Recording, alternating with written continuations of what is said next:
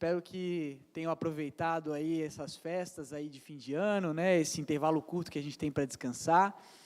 E eu quero saber se os irmãos estão conseguindo ouvir antes da gente começar o nosso culto de hoje. Então manda um ok aí no grupo. Eu combinei com o Asaf um sinal secreto aí, que se os irmãos mandarem ok, ele vai mandar para mim. E aí eu vou saber se vocês estão presentes aí essa noite. Esperando.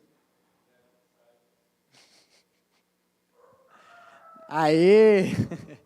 Amém, irmãos. Então, que bênção, né, que estamos reunidos aí novamente nesse culto de quarta-feira. Esse culto de estudo é a primeira vez que eu trago um estudo nesse culto, né, nesse formato. Então, tem sido uma experiência nova. Espero que tenha feito, para a graça de Deus, aí de uma forma bem feita, né? Então, vamos começar orando, entregando esse estudo aí nas mãos do Senhor, para que a mensagem dele seja ministrada, para que possamos aprender juntos, amém? Então, se puder fechar os teus olhos aí na sua casa. Senhor Jesus, nós colocamos nossas vidas, Pai, na Tua presença, que o Senhor possa abrir os ouvidos, Senhor, que possamos entender a Tua palavra, que possamos crescer, Pai, na graça e no conhecimento, que sejamos, Pai, cheios da Tua palavra, que possamos entender cada vez mais e mais, Pai, por favor, e me ajuda hoje, Senhor, a ministrar também, que o Senhor direcione cada palavra, Senhor, como o Senhor direcionou em cada momento desse estudo, Senhor, da preparação dessa palavra, que o Senhor esteja comigo, Pai, usa a minha vida, por favor, Pai, e ministra aos nossos corações. Em nome de Jesus, amém. Amém, então, irmãos, eu estou sem meu celular, então eu não tenho feedback de ninguém, aí se for algo importante, o Asaf vai me avisar ali, tá bom, do grupo, mas eu não consigo ter o feedback de ninguém no momento, meu celular acabou a bateria, mas aí eu vou dando continuidade, se precisar eu paro em algum momento. Eu trouxe um estudo sobre a carta aos Filipenses, uma carta do apóstolo Paulo, né, uma carta que eu já tinha estudado ano passado, até comentei com o Tiago, quando eu estava lá no CCA, trabalhando junto com ele na secretaria, né? E eu preparei esse estudo, e hoje o Senhor, Ele me deu a graça de poder trazer aos irmãos aí, né? Fiz aquela revisão toda que a gente faz em cima daquilo que a gente estudou, né? Separei algumas coisas a mais para trazer para os irmãos, e que possa edificar a vida dos irmãos também, amém? Então, a carta aos Filipenses, ela é uma das 13 cartas, se a gente tirar a carta de Hebreus, do apóstolo Paulo, né? Porque a carta de Hebreus a gente não sabe se foi o apóstolo Paulo quem escreveu ou não, né? Então a gente descarta e ao total, somando, nós temos 13 cartas ali do apóstolo Paulo, e essa é uma das 13 cartas, né? Uma carta que eu amo muito. Nos jovens já tive a oportunidade de pregar nessa carta, em cima desses trechos, são uma bênção, né? E que possa edificar a vida dos irmãos, amém? Antes da gente começar estudando e entendendo o porquê do apóstolo Paulo escrever essa carta, quais os motivos, né, para quem estava endereçada, vamos entender o contexto histórico por trás disso tudo, que está no livro dos Atos dos Apóstolos, né, o apóstolo Paulo quem iniciou essa igreja, e depois ele escreveu essa carta a essa igreja. Então eu peço que vocês abram em Atos dos Apóstolos, quem tem Bíblia em casa aí, ou o Asaf vai abrir também, se eu não me engano, aí na live, Atos dos Apóstolos, capítulo 15, versículo 36.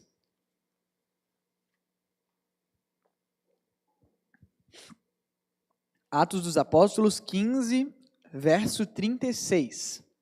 Então nós vamos entender primeiro o contexto histórico, né, de como foi formada essa igreja, a primeira visita do apóstolo Paulo a essa cidade, a gente vai entender tudo, como começou, e depois a gente vai para a carta, amém? Para a gente poder ter uma contextualização geral, né? Como são cartas, precisamos entender aquilo que veio antes, né? Se tem algo na Bíblia que fala sobre essas pessoas que vão receber a carta, é muito legal a gente entender sobre a vida dessas pessoas, o contexto histórico, onde elas estão localizadas, que daí nós entendemos vários porquês da carta ser escrita, né? Então vamos lá, capítulo 15, dos Atos dos Apóstolos, versículo 36, diz assim: Alguns dias depois, disse Paulo a Barnabé: Voltemos agora para visitar os irmãos por todas as cidades nas quais anunciamos a palavra do Senhor, para ver como passam. Vamos parar por aqui. Então, o escritor de Atos dos Apóstolos, né, o que a gente acredita ser Lucas, ele disse aqui, alguns dias depois do quê? Ele começa o texto falando, depois da primeira viagem missionária, o apóstolo Paulo e Barnabé, eles ficam na Antioquia.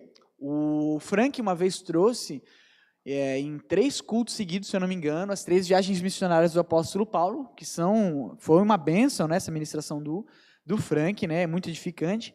E aí depois dessa primeira viagem missionária, como o Frank explicou, eles passam um tempo em Antioquia, e aí algum tempo depois, alguns dias depois, é o que Lucas escreveu aqui, disse Paulo a Barnabé, vamos voltar para essas cidades que nós visitamos, que nós pregamos o evangelho da primeira viagem missionária, e vamos ver como é que estão esses irmãos que a gente pregou pela primeira vez, como é que está a vida deles, né? Como é que anda a igreja, né?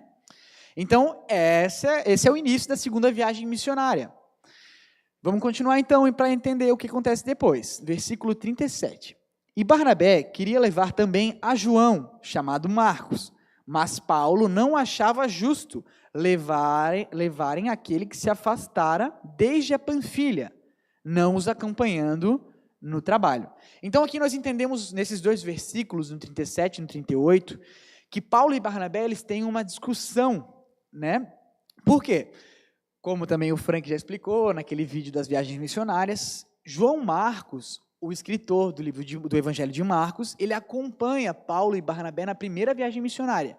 E no meio da primeira viagem, ele abandona os 2. Né? Hoje, vários teólogos, estudiosos acreditam que, pelo João Marcos ser um jovem, acreditava-se que era um jovem, ele ainda não tinha uma cabeça muito formada, era um homem muito imaturo, e aí abandonou por questões de imaturidade, os 2, durante a primeira viagem. E aí Paulo e Barnabé têm essa discussão agora que eles vão começar a segunda viagem, porque Paulo não queria levar o João Marcos, que tinha abandonado eles no meio daquela viagem toda missionária, né? E Barnabé queria levá-lo. Então vamos continuar para entender o que acontece, né? No 39. Houve entre eles tal desavença que vieram a separar-se. Então, Barnabé, levando consigo a Marcos, navegou para Chipre, mas Paulo, tendo escolhido a Silas, partiu encomendado pelos irmãos à graça do Senhor, e passou pela Síria e Sicília, confirmando as igrejas. Vamos parar por aqui. Então, teve uma desavença, uma discussão tão grande entre eles, em não concordarem, que Barnabé foi com João Marcos para Chipre, navegou para Chipre, e Paulo se juntou com Silas, e aí eles vão para a Síria. E aí começa a segunda viagem missionária do apóstolo Paulo, né? O livro dos Atos dos Apóstolos, ele foca não na viagem de Barnabé a Chipre, né? Mas sim do apóstolo Paulo. Nós vamos ver ao longo dessa leitura que vamos fazer que o próprio autor do livro de Atos dos Apóstolos, ele entra nessa jornada aqui, no meio do 16, né? Inclusive, eles encontram Timóteo, que é uma figura muito importante nas Escrituras, né? Que é um jovem pastor, que será um jovem pastor, ainda não aconteceu nesse momento, né? Então, nós vamos ver aqui os relatos dessa viagem do apóstolo Paulo. Vamos continuar. 16, versículo 1. A leitura agora vai ser até o 3, perdão, depois vai ser uma leitura um pouco maior, tá bom? Então tentem acompanhar aí, cuidado para não desligar, não dormir, né, aqueles que já voltaram a trabalhar, porque dá o cansaço, né, mas vamos tentar prestar atenção. Vamos lá, 16, versículo 1. Chegou também a Derbe e a Listra, havia ali um discípulo chamado Timóteo, filho de uma judia crente, mas de pai grego. Dele davam bom testemunho os irmãos em Listra e Icônio. Quis Paulo que ele fosse em sua companhia, e por isso circuncidou-o por causa dos judeus daqueles lugares, pois todos sabiam que o seu pai era grego.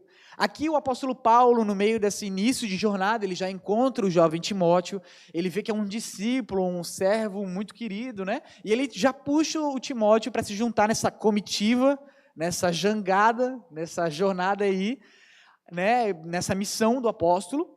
E aí ele já circuncida o jovem Timóteo, porque ele queria trazer esse respeito, né, dos judeus, e até para entrar na sinagoga, né, para se ter uma livre cidadania judia, né, era necessário circuncisão, então, para não ter nenhum problema no caminho, ele resolveu circuncidar o Timóteo, e aí eles vão juntos nessa jornada, né? E agora começa. A leitura vai ser um pouco extensa, irmãos, do 4 ao 40, tá? Mas é porque a gente vai ver toda a história aí dos filipenses agora. Vamos lá então, 16, do 4 até o 40. Ao passar pelas cidades, entregavam aos irmãos para que as observassem as decisões tomadas pelos apóstolos e presbíteros de Jerusalém. Assim, as igrejas eram fortalecidas na fé e dia a dia aumentavam em número. E percorrendo a região frígio-gálata, tendo sido impedidos pelo Espírito Santo de pregar a palavra na Ásia, defrontando Mísia, tentavam ir para Bitínia, mas o Espírito de Jesus não o permitiu. E tendo contornado Mísia, desceram a Troade. À noite sobreveio a Paulo uma visão na qual um varão macedônio estava em pé e lhe rogava, dizendo: passa a Macedônia e ajuda-nos. Assim que teve a visão, imediatamente procuramos partir para aquele destino, concluindo que Deus nos havia chamado para lhes anunciar o Evangelho. Aqui, só uma pausa, irmãos, acredita-se que o escritor da carta dos Atos dos Apóstolos, né, que é uma carta também direcionada ao amado Teófilo, né, ele já entrou nessa jornada, né? Então é como se não sei se vocês já viram o Senhor dos Anéis, é como se eles estivessem na jornada, né, levando o anel. Para quem já viu vai entender, quem não viu, né, não entende.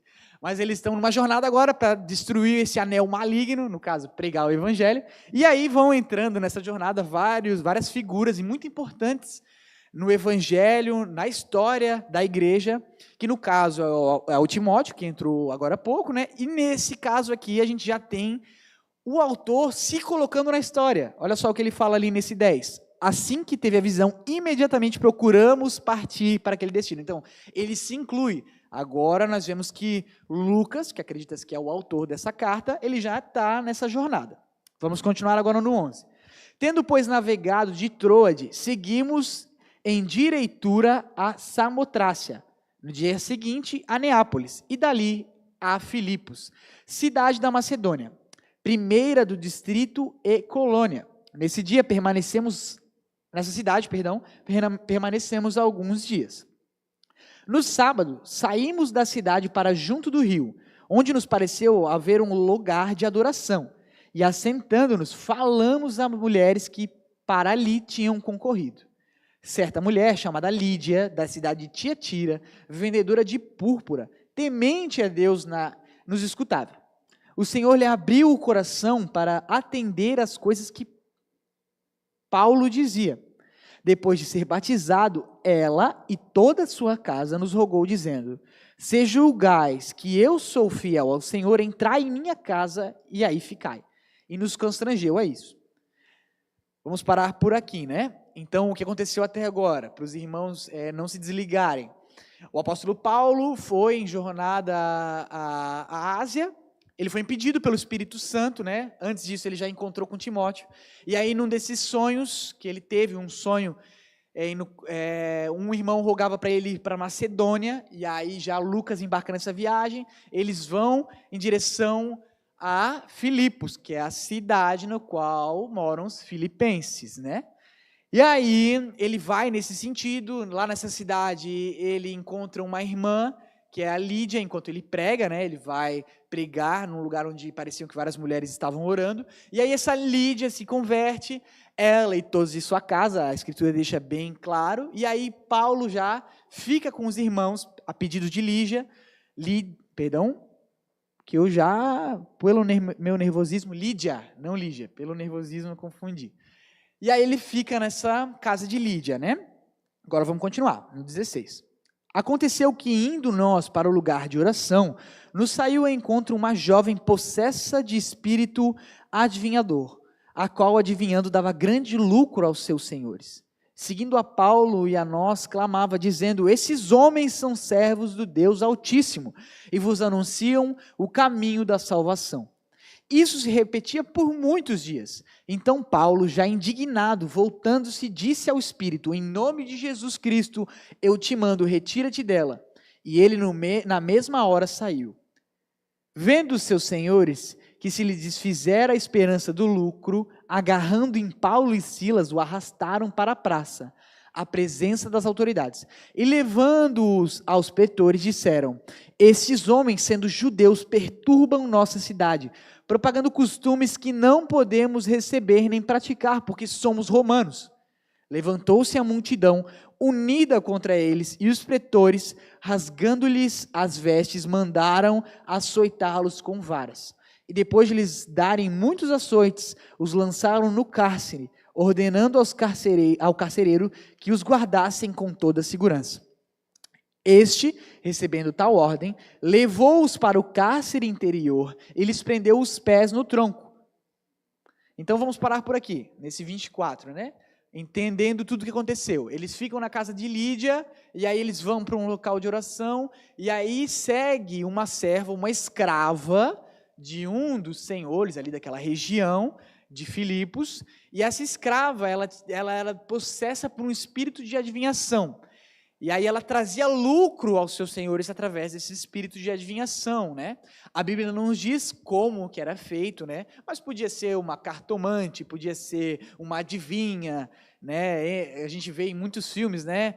Entre nessa barraca e você vai ter você vai poder falar com o santo, ou você vai poder falar com alguém da tua família. Não precisa nem ir em filme, né?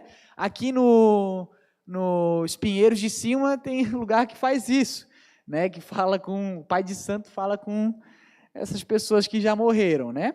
E aí essa serva, ela era possessa por um espírito de adivinhação. E ela viu Paulo e ela não parava de falar que ele, Paulo, pregava o Jesus Cristo, né? O evangelho verdadeiro, e ele pregava a verdade. E aí, Paulo, indignado já de tanto que ela repetia isso, ele tira o espírito, né? Ela fala em nome de Jesus Cristo, sai, né, de ti. E aí ela é livre desse espírito que possuía a vida dela. E os senhores que tinham lucro com isso, dessa escrava, eles levam Paulo e Silas no meio da praça, e eles falam, né, na frente dos pretores, que eram os homens responsáveis pela organização das cidades romanas. No caso, essa é uma colônia romana, que exigia muito mais organização. E aí eles já levam Paulo e Silas para a prisão, entregam para o carcereiro e falam: carcereiro, prendam eles na mais alta segurança. Vamos continuar agora no 25.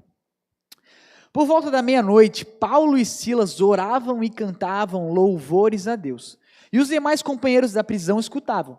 De repente, sobreveio tamanho terremoto que sacudiu os alicerces da prisão. Abriram-se todas as portas e soltaram-se as cadeias de todos. O carcereiro despertou do sono e, vendo abertas as portas do cárcere, puxando a espada, ia suicidar-se, supondo que os presos tivessem fugido. Mas Paulo bradou em alta voz: não te faças nenhum mal, que todos estamos aqui. Então o carcereiro, tendo pedido uma luz, entrou precipitadamente e trêmulo prostrou-se diante de Paulo e Silas.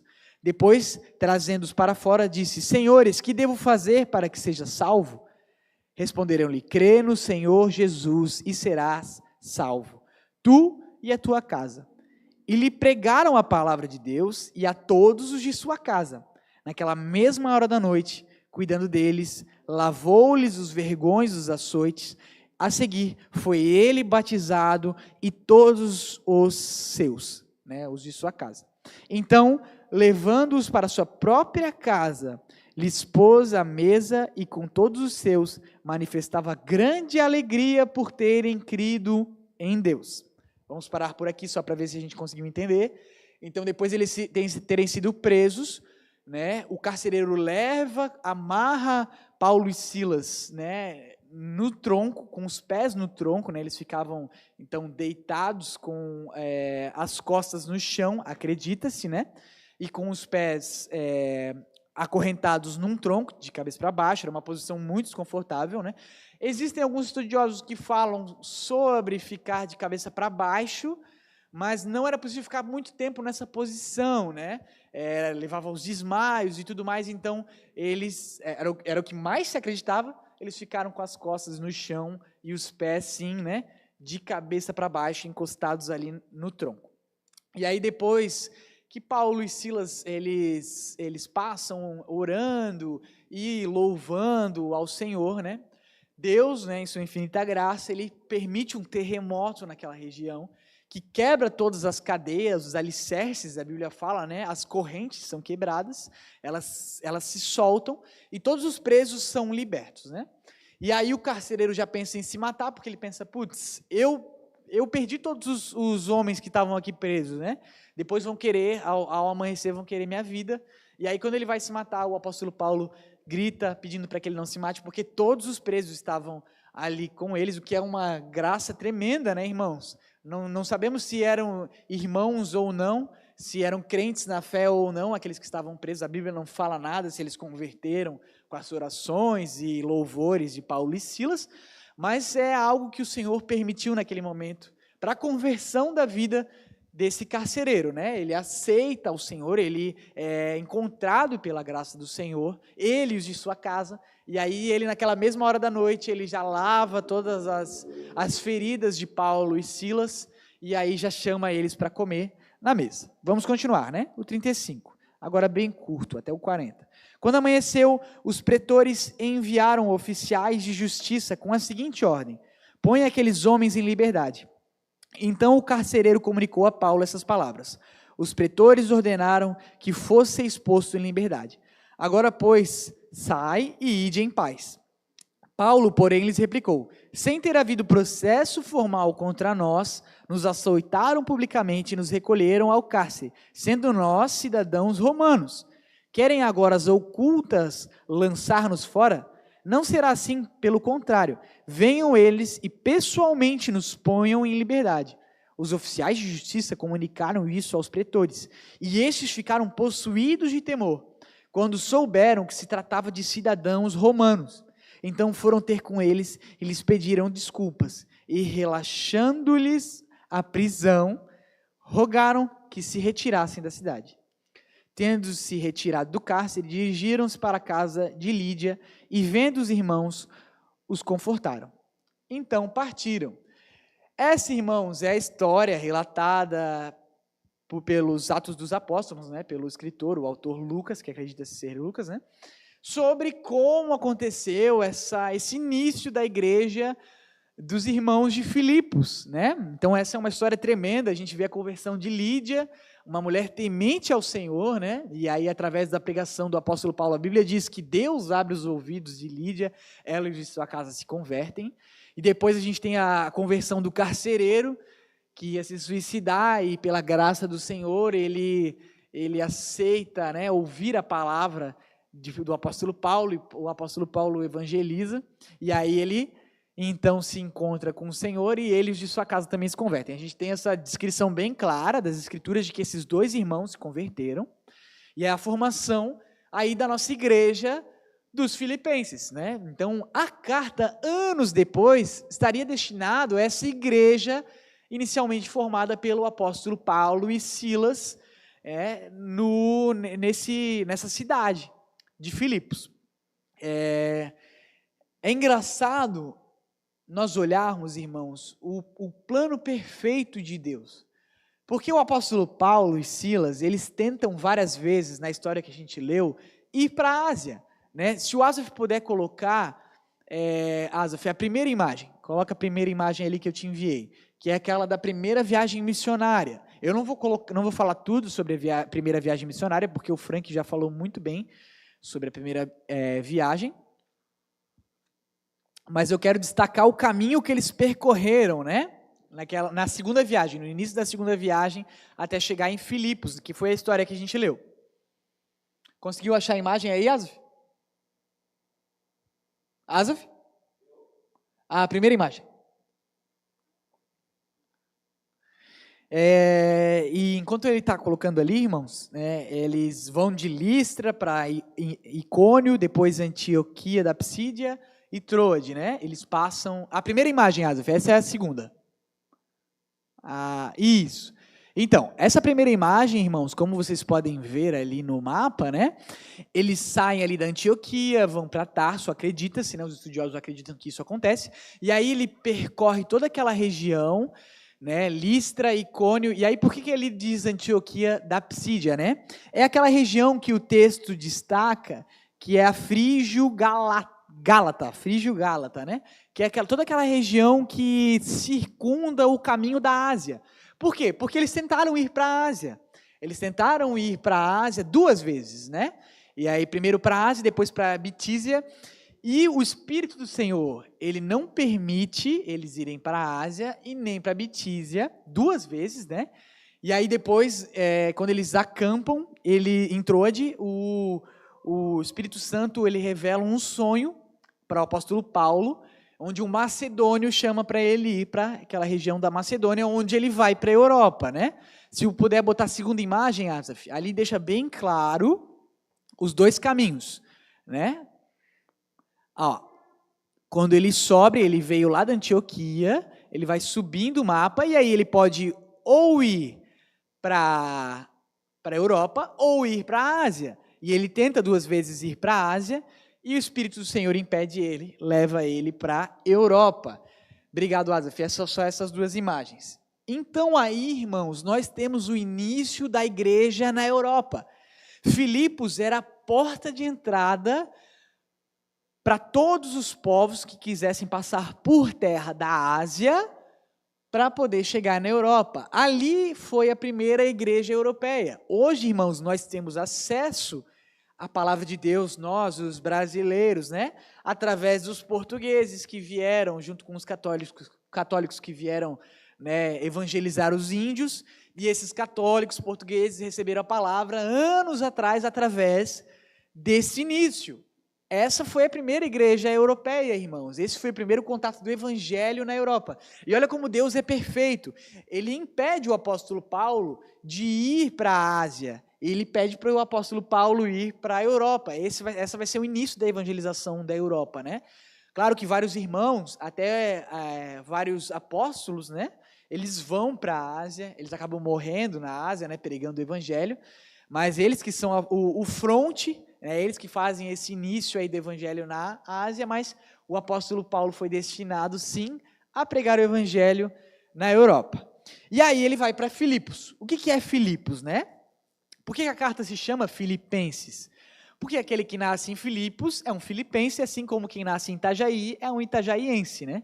Então, essa carta foi destinada aos irmãos de Filipos, os filipenses, né? Essa igreja que o apóstolo Paulo, ele montou ali nessa história que a gente acabou de ler nos Atos dos Apóstolos, né? E essa é uma cidade, irmãos, ela é muito estratégica, né? Olha como o plano de Deus é perfeito. Porque essa é uma colônia, não são todas as cidades de Roma que são colônias. Essa é uma colônia romana que é uma miniatura de Roma, ou seja, precisa ter um exército bem estruturado, precisa-se ter uma boa organização naquela cidade, porque aquilo é uma miniatura de Roma. E por que virou uma miniatura de Roma, né? Porque além de ser palco de uma das maiores guerras do Império Romano, que é uma guerra onde Brutus morre, não sei se todos os irmãos conhecem, né? Aquela famosa frase, até tu, ó Brutus, que foi quando César fala para o filho dele, que estava numa conspiração matando o próprio pai, né, na República Romana. Brutus participa dessa guerra, onde ele se suicida no final, e essa cidade foi o palco dessa guerra. Essa cidade foi onde aconteceu um dos estopins, uma dos frontes de batalha, onde os exércitos se enfrentaram, foi nessa cidade, na cidade de Filipos. Né? E aí, desde esse momento, ela já tinha recebido uma honraria de ser uma colônia romana, mas também, irmãos, porque essa cidade ela era a porta de entrada para todos os povos que iriam, né, da região asiática lá para a Europa. Então, todo mundo que quisesse passar para a Europa, o caminho mais rápido da Ásia para a Europa era Filipos, né? Que era uma cidade que se localizava em cima do monte, né, em cima de uma montanha, né? Então eles passavam por Filipos. E por conta disso, uma região cheia de muitos povos. A própria Lídia, que a gente leu que se converteu, ela era de Tiatira, que é uma cidade próxima a Éfeso, é uma cidade mais distante, né? Então ela recebe vários povos, várias pessoas de várias regiões, porque comercialmente ela valia muito a pena. Vários povos que vinham das regiões asiáticas passavam por lá, então existia muita troca, muito comércio, né? A Lídia era vendedora de púrpura, que era um material muito caro naquela época, né? E aí, Deus ele decide abrir esse fronte, abrir essa primeira igreja nessa região muito estratégica.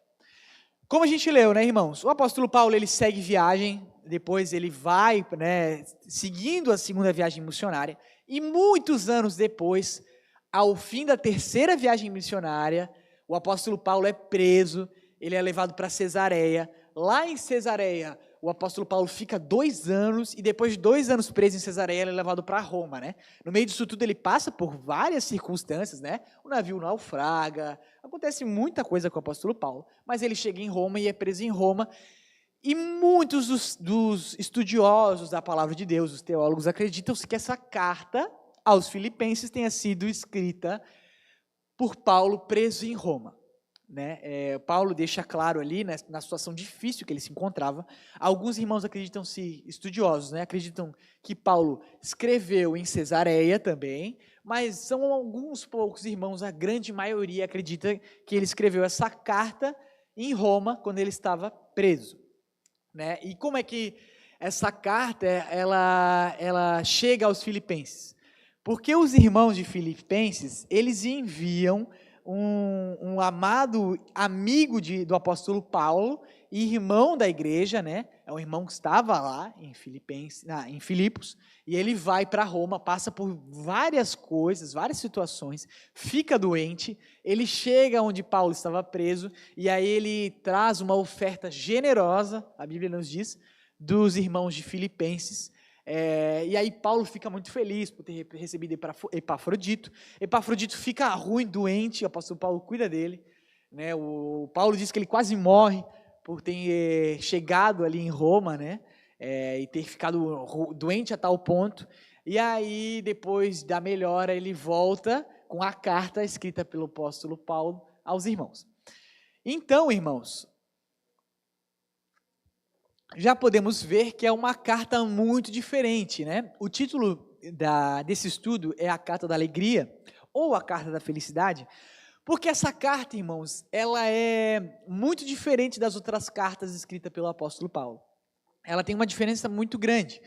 Além de ser uma das mais pessoais cartas do apóstolo Paulo à igreja, ela é uma carta que possui um conteúdo muito diferente, porque ele não é de grande densidade teológica.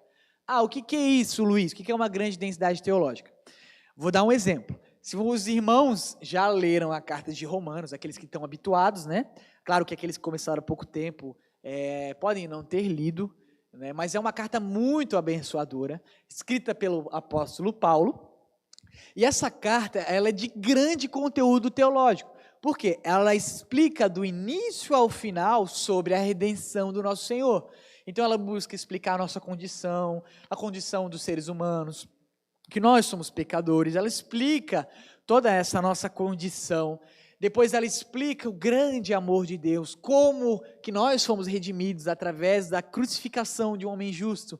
Nós, os homens que eram culpados, recebemos o perdão, porque toda a culpa caiu sobre esse homem. Então é uma carta de grande conteúdo teológico, porque do início ao fim ela explica a redenção. Já a carta dos Filipenses, aos Filipenses, ela é cheia de temas, então ela desdobra vários temas, como se Paulo escrevesse a um amigo. Então ele escreve várias coisas a esse amigo, e ele sempre escreve com grande felicidade, ele agradece a Deus, a gente vai ler essa carta, né? E ele agradece diversos momentos a Deus pelos irmãos, com grande felicidade, né? Por isso que ela recebe esse nome, a Carta da Felicidade, né? Porque o apóstolo Paulo está muito feliz, e aí ele não busca aprofundar temas teológicos, ele não busca explicar pontos da fé. O apóstolo Paulo ele fala muitas coisas importantes à igreja, né? Existem muitas coisas que a gente vai ver nessa carta que são abençoadoras, irmãos, são realmente coisas que edificam o nosso espírito, mas o intuito dessa carta não é te ensinar sobre determinado assunto, ele pode te ensinar, mas o intuito dele não é isso. Espero que os irmãos tenham entendido isso, né? E por conta desses vários temas, a gente vai dividi em vários temas a carta, né? Através de vários estudos, através de vários autores e escritores, né? Eu pude resumir em 7 temas. Então, nós temos 7 temas aí para estudar, em 7 partes que essa carta foi dividida. É uma carta até que curta, né? E aí essas 7 partes, elas vão contar sobre diferentes pontos. Alguns se ligam, alguns não, tá, irmãos? Porque, como eu falei, é uma carta direcionada aos irmãos amigos, né? É uma das mais pessoais cartas do apóstolo. É como se eu escrevesse ao Asaf. Eu estou preso e fui preso porque preguei o evangelho ali na Ercílio Luz. E aí o Asaf, que mora muito longe, lá em Barra Velha, né, Asaf? Está morando em Barra Velha. E aí eu resolvo escrever para ele. E aí eu falo, nossa, que felicidade escrever para ti, meu amado cunhado. Aqui na prisão tem muita coisa. E, cara, os sofrimentos por Cristo valem a pena. Sabe, como se eu quisesse realmente escrever sobre várias coisas ao meu amigo, no caso, aos amigos de Paulo, né, esses irmãos tão queridos. E aí ele aborda muitas coisas. Amém? Então, os irmãos podem abrir em Filipenses. Vamos agora entrar aí nesse estudo da carta. Isso tudo foi para a gente contextualizar. Eu tentei passar de uma forma bem rápida, tá, irmãos? Para que não seja algo muito maçante, de sono, para que a gente consiga passar na graça de Deus. Então vamos entender, né? Essa carta ela foi escrita ali entre 53, os autores acreditam, e 58 depois de Cristo, né? E ela busca falar aos irmãos de uma situação muito difícil que o apóstolo Paulo vivia, que era na prisão. Então vamos ler, né? Essa primeira parte, eu chamei de oração inicial, né? Claro que tem vários autores que chamam a oração ao Deus, ao cuidado com os irmãos, mas eu resolvi chamar de oração inicial, mas essa é uma divisão já que vários autores dividem essa carta, né?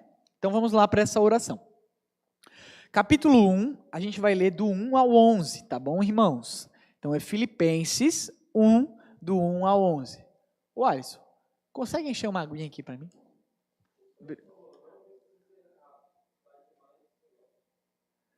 Tá bom. Obrigado, Frank, pelo feedback. O Asaf aí, minha Ana Maria Braga. Não, meu Louro José.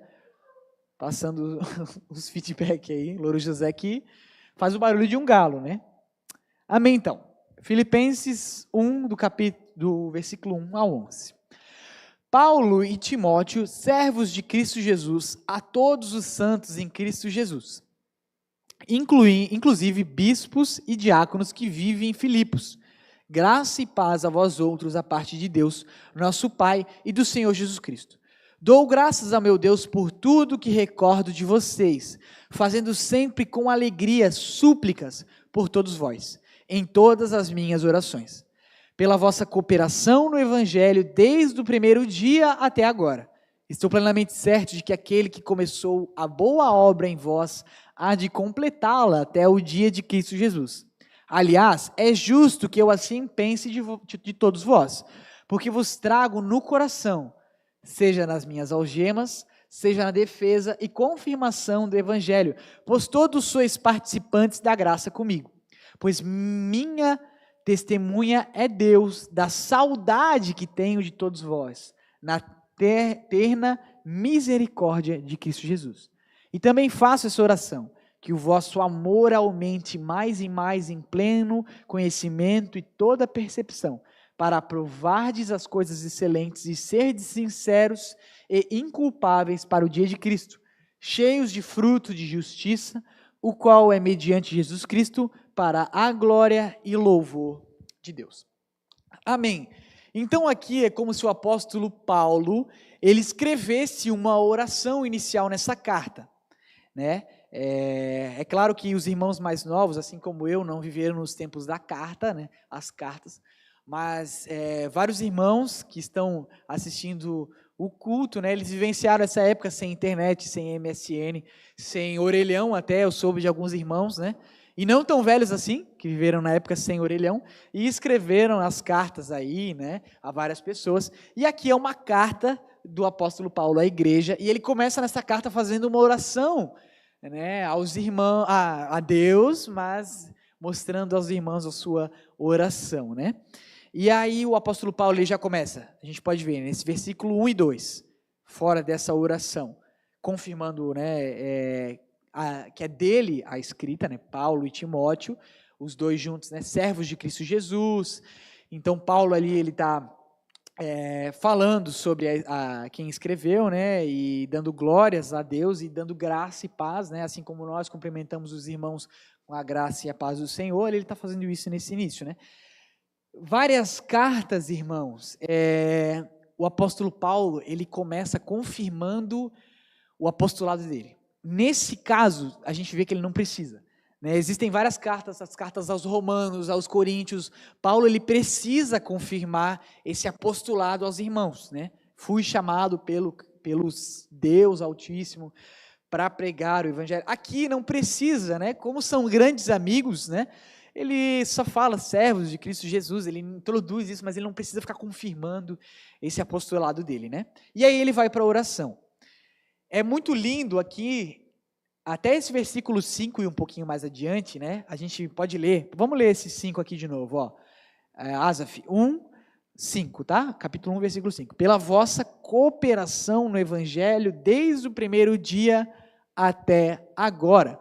O apóstolo Paulo, nessa oração, ele agradece aos irmãos que ajudaram desde o início da igreja dos Filipenses até o momento que ele estava em Roma. O que é essa ajuda, irmãos? Ajuda com as finanças, ajuda na obra do apóstolo Paulo, né? O apóstolo Paulo era muito difícil para ele ficar vivendo do trabalho dele, porque ele precisava ir e pregar o evangelho. Até em Coríntios a gente vê essa confirmação do apóstolo Paulo falando à igreja. É sensato tirar a comida do boi enquanto ele está arando a terra? Enquanto o boi está arando a terra e ele vai comendo, tem que tirar a comida? Não, porque ele está fazendo trabalho, então ele está comendo, né? E o apóstolo Paulo, ele fala, eu estou servindo a vocês, né? Eu estou pregando o evangelho, então é honra a mim vocês virem e me darem esse sustento, né? Paulo, ele afirma várias vezes que ele não está ali para esbanjar, né, para ter grandes coisas. Não, mas ele queria ter o sustento da igreja enquanto ministrava, né? E ele passou grandes dificuldades em várias igrejas, inclusive a igreja de Coríntios, né? Já não é o caso desses irmãos, que o ajudaram constantemente. Esses irmãos, eles não são como aqueles que vários de nós conhecemos, né, infelizmente, que eles falam que vão ajudar, seja com a mão de obra deles, né? Não, eu vou te ajudar no que você precisa, seja financeiramente, né? Um instituto, por exemplo. E esses irmãos que prometem, eles no fim ou não fazem nada, ou a sua promessa vale pouca coisa, porque vai decaindo e eles no final não ajudam em nada, sabe? Aquele impulso só no começo. O avô da Gigi, né? Para quem não conhece, a Gigi é minha namorada, né? Minha linda namorada, futura esposa. O avô dela, o Cal, né? Ele falou uma vez para mim, né? Antes de eu namorar, não importa como começa, importa como termina, né? E aqui é esse caso, né? Não importa como você começa, importa como você termina, né? Na hora de ajudar os irmãos, né? Na hora de ser fiel, né? Nesse auxílio, né? E o apóstolo Paulo, ele agradece a Deus nesse versículo, nesse início, falando, irmãos, eu agradeço de todo o coração a Deus, porque vocês desde o começo me ajudaram e hoje me ajudam, né? Na Macedônia eles ajudaram o apóstolo Paulo, né? Então quando ele formou a igreja eles ajudaram, em Corinto eles ajudaram o apóstolo Paulo, quando aquela igreja não ajudava ele, os irmãos de Filipenses enviaram várias coisas que sustentou o apóstolo Paulo, e agora em Roma, né? Epafrodito chega lá com um grande presente dos irmãos, que acredita ser uma grande quantia em finanças ali, que ajudaria o sustento do apóstolo Paulo em Roma, né? E do evangelho, da propagação do evangelho, né? Então ele agradece a Deus pela essa constância dos irmãos, né? Que é muito linda. E aí depois ele fala na oração que ele pede, né, a Deus e agradece a Deus, né, por esse auxílio dos irmãos, e ele já vai de 9 a 10, que a gente vai ler agora, irmãos. Então, capítulo 1, versículo de 9 a 10. E também faço essa oração, que o vosso amor aumente mais e mais em pleno conhecimento e toda percepção, para aprovardes as coisas excelentes e serdes sinceros e inculpáveis para o dia de Cristo. Então ele finaliza essa oração pedindo para que os irmãos sejam inculpáveis. Ele pede a Deus para que ajude esses irmãos, né, a crescerem na graça e na misericórdia. A gente vai ver isso várias vezes, tá, irmãos? Vários pedidos do apóstolo Paulo a Deus para que os irmãos eles cresçam, porque é como se fossem amigos, né? E Paulo está falando de coração aberto. Irmãos, eu quero muito que vocês cresçam na graça e no conhecimento de Cristo. Ele não usa essas palavras, né? Mas é esse o intuito, né? Crescer no Senhor, né? Bom, e agora a gente vai para a segunda parte. Essa primeira parte eu chamei de oração inicial, e agora a segunda parte é o testemunho de Paulo. Ele vai do capítulo 1, do versículo 12 ao 26, tá bom? Então a gente vai ler agora 12 ao 26, capítulo 1, 12 ao 26, que é o testemunho de Paulo. Amém? Quero ainda, irmãos, cientificar-vos de que as coisas que me aconteceram têm antes contribuído para o progresso do Evangelho, de maneira que as minhas cadeias em Cristo se tornaram conhecidas de toda a guarda pretoriana e todos os demais. E a maioria dos irmãos, estimulados no Senhor por minhas algemas, ousam falar com mais desassombro a palavra de Deus. Alguns efetivamente proclamam a Cristo por inveja e porfia. Outros, porém, o fazem de boa vontade. Estes, por amor, sabendo que estou incumbido da defesa do Evangelho, aqueles, contudo, pregam a Cristo por discórdia insinceramente, julgando suscitar a tribulação às minhas cadeias. Todavia, quem importa? Uma vez que Cristo, de qualquer modo, está sendo pregado, quer por pretexto, quer por verdade, também com isto me regozijo. Sim, sempre me regozijarei, pois estou certo de que isso mesmo, pela vossa súplica e pela provisão do Espírito de Jesus Cristo, me redundará em libertação, segundo a minha ardente expectativa e esperança de que em nada serei envergonhado. Antes, com toda ousadia, como sempre também agora, será Cristo engrandecido no meu corpo, quer pela vida, quer pela morte. Porquanto, para mim, o viver é Cristo e o morrer é lucro. Entretanto, se o viver na carne traz fruto para o meu trabalho, já não sei o que hei de escolher. Ora, de um e outro lado estou constrangido, tendo desejo de partir e estar com Cristo, que é incomparavelmente melhor, mas por vossa causa é mais necessário permanecer na carne.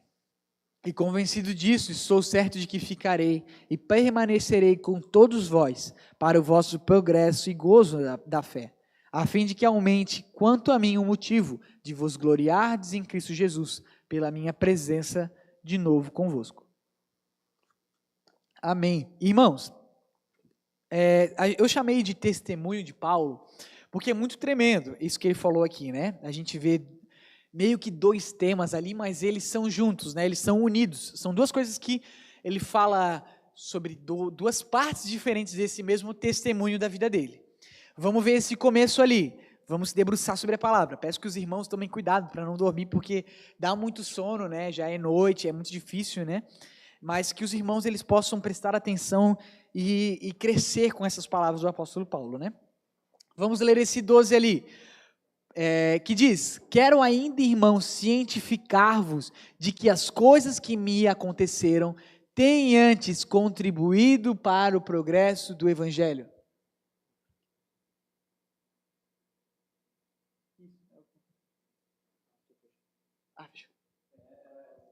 Amém. Versículo 12. Quero ainda, irmãos, cientificar-vos de que as coisas que me aconteceram têm antes contribuído para o progresso do Evangelho. Paulo aqui está dizendo que tudo o que aconteceu com ele tem contribuído para o Evangelho crescer, irmãos. E não só o que aconteceu com ele aqui em Roma, Mas tudo, irmãos, a gente vê através da história do apóstolo Paulo, em Atos dos Apóstolos, que tudo que aconteceu com Paulo contribuiu para o progresso do evangelho. A gente vê que Paulo, ele foi preso, por exemplo, em Filipos, e quando ele foi preso, isso contribuiu para o progresso do evangelho, porque ele conseguiu pregar ao carcereiro, né? A gente vê vários relatos do que Paulo passou. Ele foi picado por uma cobra na ilha de Malta, né? Se eu não me engano, é a ilha de Malta. Posso estar enganado. E aí, quando ele foi picado por essa cobra, vários daquela ilha falavam que ele iria morrer e tal, e depois eles falaram que ele é um Deus e não sei o quê, e Paulo, ele acredita isso a Deus, e isso serve para o progresso do evangelho. Ele evangeliza as pessoas através dessas correntes, né? Através desses sofrimentos, é o que ele fala ali. Isso contribui para o crescimento do evangelho, né? Paulo, ele foi preso e contribuiu para o crescimento do evangelho. Ele foi chicoteado, contribuiu para o progresso do evangelho. Ele foi apedrejado até quase morrer, irmãos. Teve uma vez que ele foi dado por morto depois de ter sido apedrejado, e aí ele estava vivo no final das contas e contribuiu para o progresso do evangelho. E aí o versículo 12 diz isso. Esse sofrimento que ele passou em Roma, ali estava falando especificamente, né, sobre o que ele passou na terceira viagem missionária, no final dela, né, ser preso em Cesareia, naufragado, ser preso em Roma. Então, tudo isso contribuiu, sim, para o progresso do evangelho, né? Ele propagou a palavra de Deus, né? E vamos continuar, vamos linkar agora com o que ele continua, no 13. De maneira que as minhas cadeias em Cristo se tornaram conhecidas de toda a guarda pretoriana e de todos os demais. Irmãos, olha que bênção. O apóstolo Paulo acabou de falar isso.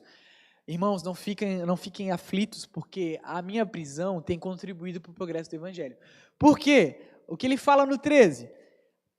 Que através dele, a guarda pretoriana tem conhecido que ele está preso lá por causa de Cristo. O que era a guarda pretoriana? A guarda pretoriana, irmãos, era uma guarda muito específica, que ficava cuidando do palácio de César, né? Então, era uma guarda muito treinada e muito elitizada.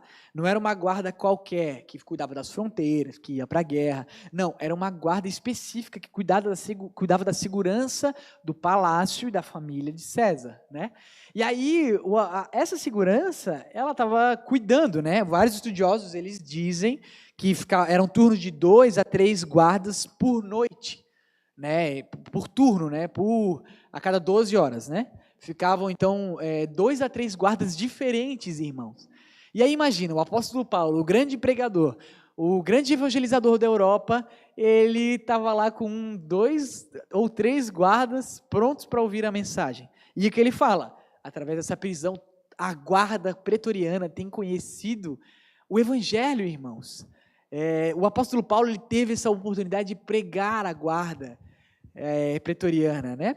E vamos continuar, no 14, vamos linkar tudo isso. Então, através desse sofrimento, os irmãos não precisavam ficar tristes, porque isso tinha feito o progresso do evangelho. Ele estava pregando para a guarda, onde ele estava preso. E aí no 14 diz, e a maioria dos irmãos, versículo 14, tá, irmãos? A maioria dos irmãos, estimulados no Senhor por minhas algemas, ousam falar com mais desassombro a palavra de Deus. Irmãos, através do testemunho de Paulo, os irmãos, eles viram, Paulo, ele foi preso lá em Roma, e ele falava, pregava o evangelho e ficava com muita felicidade, e vamos ver o porquê disso depois, né? Inclusive nesse tema que a gente está, que é o testemunho de Paulo. E aí os irmãos, inspirados por isso, eles falavam, eles iam por toda Roma, iam por diferentes cidades e pregavam o evangelho, por verem esse sofrimento e verem que Cristo estava sendo glorificado através da vida de Paulo. Eles tinham coragem, amém? Irmãos, eu vou estender só um pouquinho, tá? Acredito que uns 10 a 15 minutos, e a gente para nessa parte, e aí eu retomo semana que vem, tá bom? Vamos continuar aqui então, nesse testemunho de Paulo. A gente ainda está no segundo tema, testemunho de Paulo. E aí dos versículos 15 a 18, o apóstolo Paulo, ele fala algo que é necessário muito estudo, né? Porque se você lê passando, você não entende o que ele está falando e pode até se escandalizar, né? a Escritura te escandaliza? Irmão, se a Escritura de Deus te escandaliza, você para e você lê. Porque Deus ele não vai revelar uma coisa que te escandaliza, meu irmão. Né? O próprio Jesus Cristo falou que ele escandalizaria muitos. E aqueles que ele escandaliza não são dele, né? Então, se isso te escandaliza, se alguma coisa na Escritura te escandaliza, você para, você estuda, você reflete, para o tempo que for, estuda o tempo que for, pergunta aos irmãos, né, que têm mais tempo de caminhada, se você está caminhando há pouco tempo, que tem mais conhecimento bíblico, o Roberto, né, o nosso pastor Roberto, os próprios irmãos da nossa igreja, para não ficar falando do São Vicente, né, que tem muitos irmãos abençoados lá também, mas o Frank, né, o Tiago, são irmãos que conhecem muito da palavra de Deus e são irmãos que podem explicar muitas coisas, né, e com certeza conhecendo eles, pela humildade deles, se eles não souberem, vão falar, né. E aí desse 15 ao 18, o que ele fala? Ele fala sobre Cristo ser pregado. Ele fala que muitos irmãos, muitos homens naquela época pregavam a Cristo por vanglória. Né? Então eles iam lá e pregavam a Cristo porque eles queriam se enaltecer, eles queriam aparecer, né? E nós vemos muito disso hoje, irmãos. Existem muitas igrejas onde Cristo é pregado e os irmãos querem aparecer, né? Os pastores, os presbíteros, eles querem a glória para eles, né? E Jesus condena isso, né? Ele chama de fariseu aquele que quer a glória para ele, né? Porque os verdadeiros filhos de Deus, eles fazem as coisas no secreto e são honrados no secreto. Eles glorificam a Deus e não precisam da glória para eles, porque receberão um corpo de glória, receberão uma coroa na eternidade, né? Nessa vida nós não precisamos de aplausos, amém, irmãos? Nós precisamos de Cristo. E Cristo precisa ser homenageado. E aí Paulo falava desses homens que ficavam pregando a Cristo, e eles pregavam por um egoísmo, mas aí Paulo falou assim, esses que pregam a Cristo por egoísmo, e aqueles que pregam de pureza de coração, os dois eles pregam a Cristo, e isso é tudo que importa para mim. Paulo era um grande evangelista, por isso que ele fala isso, né? Para mim o que importa é Cristo ser pregado, né? E se esse irmão ele não se arrepender, infelizmente ele tomará um rumo que não será feliz no final, né? Ele irá para o inferno, né? Será o rumo desse irmão. Mas Cristo foi pregado. Talvez através desse irmão, alguma outra pessoa possa ouvir falar de Cristo e vir a se arrepender e conhecer os caminhos do Senhor, né? Eu conheço algumas histórias, irmãos, de crentes no Senhor hoje que frequentam a nossa igreja, a comunidade Amar, que foram levados a Cristo, né, por outros irmãos que frequentavam antigamente a comunidade Amar. Se eu não me engano, o Frank é um desses que foi levado à comunidade Amar, né? E aí quem convidou não frequenta mais, mas o Frank, até se eu não me engano, se desviou, mas o Frank continua congregando, né? Não é isso que o apóstolo Paulo fala nesse momento? Não, ele fala sobre pregar a Cristo, né? Mas isso é um exemplo que torna as coisas mais fáceis de se entender, né? Então, é isso que Paulo quer, que Cristo seja pregado. Desse 15 ao 18 é isso. E aí, irmãos, eu quero focar nesse 21, tá bom? Então, se vocês puderem ler o 21, que é um versículo muito importante, capítulo 1, versículo 21, ele diz: porquanto para mim o viver é Cristo e o morrer é lucro. O apóstolo Paulo, ele finaliza essa segunda parte do testemunho dele, falando que para ele viver é Cristo e morrer é lucro, irmãos. Isso é claro, uma das grandes frases de todo cristão, mas será que a gente entende o que a gente lê, irmãos? Ou será que a gente é como aquele irmão que... Esqueci, Azaf. Aquele lá que não podia ter filho? Em Atos dos Apóstolos? Que Filipe fala para ele, entendes o que lê? Esqueci o termo, sabe? Eunuco, isso, obrigado. Aí, Arnaldo César Coelho. O eunuco, o Filipe pergunta para o eunuco, né? Entendes o que lês? E aí o eunuco, ele fala, como é que eu entenderei se ninguém me explica, né? Se ninguém fala para mim o que está acontecendo aqui, né? E a gente precisa parar e refletir, irmão, sobre os textos, sabe? Muitas vezes, quando eu não entendo um texto, eu procuro decorar esse texto. Então, assim, ou um texto que eu quero entender mais. Hoje em dia, nessa semana, desde o ano que passou até esse ano, eu tenho decorado Gálatas 5:1, que diz que foi para a liberdade que Cristo vos libertou, portanto, não vos permanecei firmes e não vos submetei ao jugo antigo de escravidão, né? E eu queria refletir sobre essa passagem, então eu busquei decorar ela, falar ela várias vezes ao dia, e aí hoje, durante a moto, quando eu ando de moto, quando eu estou em casa lavando a louça, esse texto me vem à memória e eu reflito sobre ele, né? Que eu preciso permanecer firme para não me submeter às coisas antigas, à escravidão passada que eu me submeti, né? Da minha carne. E aí, irmãos, a gente precisa refletir sobre esses textos. Isso foi um exemplo sobre reflexão. E esse texto, ele merece essa reflexão. Para mim, o viver é lucro e o morrer é Cristo. O que é isso? O apóstolo Paulo, ele para sobre dois caminhos onde ele pode seguir, e ele escreve para os irmãos isso. Eu poderia estar com Cristo na glória. E ele fala, isso seria infinitamente melhor. Estar com Cristo na glória seria muito melhor, irmãos. Em Apocalipse, Deus nos revela que Cristo vai tirar toda a lágrima, vai limpar toda a lágrima de nossos olhos, vai nos consolar de toda tristeza. Lá seremos plenamente, essa é a melhor palavra, felizes, irmãos. É lá, nessa vida nós passaremos por tristeza, é certo, passaremos por momentos difíceis, ossos irão se partir nessa terra. Mas a terra futura nos está prometida. Essa é a nossa esperança. Cristo conquistou isso para nós naquela cruz. Ele pagou o preço, a passagem de ida, para a gente poder ir e chegar na nossa Jerusalém, na cidade do leão da tribo de Judá. Lá nós podemos encontrar a verdadeira felicidade. Essa deve ser a nossa esperança. E Paulo diz isso. É muito melhor estar lá do que estar aqui com vocês. Mas eu fico essa dúvida, ele fala contristado, Deixa eu ver. Ora de um lado, estou constrangido. Ele fica constrangido, isso. Que ele tem um desejo de partir, estar com o Senhor, que é muito melhor, mas ele também precisa ficar e completar a carreira dele. Ele precisa ajudar. Ele fala que ele ali iria ajudar os irmãos no progresso da fé, E ele não está se achando com isso. Realmente, irmãos, hoje nós temos várias cartas que nos ajudam no crescimento da nossa fé, escrita pelo apóstolo Paulo. E se o apóstolo Paulo tivesse sido arrebatado quando ele creu em Cristo, Quando no caminho ele caiu, e aí o Senhor apareceu para ele, ele ficou cego, e se ele fosse arrebatado? Não teríamos tantas histórias assim no Novo Testamento. Não teríamos a evangelização da Europa. Não teríamos essa entrada em Filipos.